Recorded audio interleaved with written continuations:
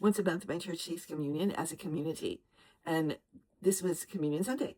And I love Communion Sunday because it's another way for us to worship the Lord together. We already worship in myriad ways, and this is another added bonus.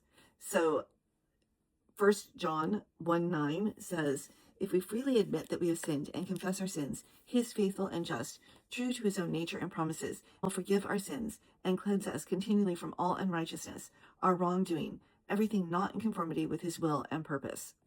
One of the things that Jesus did for us with his blood is to cleanse us from all unrighteousness, from all our sins. Sin is an archery term that means the distance between the bullseye and where our arrow lands. So the bullseye is God's will and purpose for us, and then wherever our arrow lands, the difference between the two is the sin distance. And that is what sin is. When I miss that mark, I need to go before God and ask him to cleanse me of that so that I can get on the right path and go back toward that, hitting that mark, because I want God's will and purpose in my life.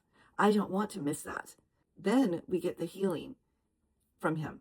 But first, if we need to get that cleansing, we need to ask him for forgiveness and to forgive others for when they miss the mark. That affects us and it can wound us. And then we ask for the healing. But if we try to skip the cleansing step and go straight into the healing, it's like a wound that the skin has grown over. It looks like it's healed, but underneath it's festering, all infected and goopy. And then in order to get that infection out, it needs to be dug out. And sometimes it can even get so bad that it affects an entire limb and gangrene, which is awful. But we often just bury the woundedness because we don't want to see the sin. We don't want to see other people sin. We want to believe we've forgiven. We want to just get past it.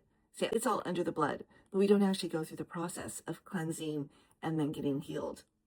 So I want God's will and purpose in my life.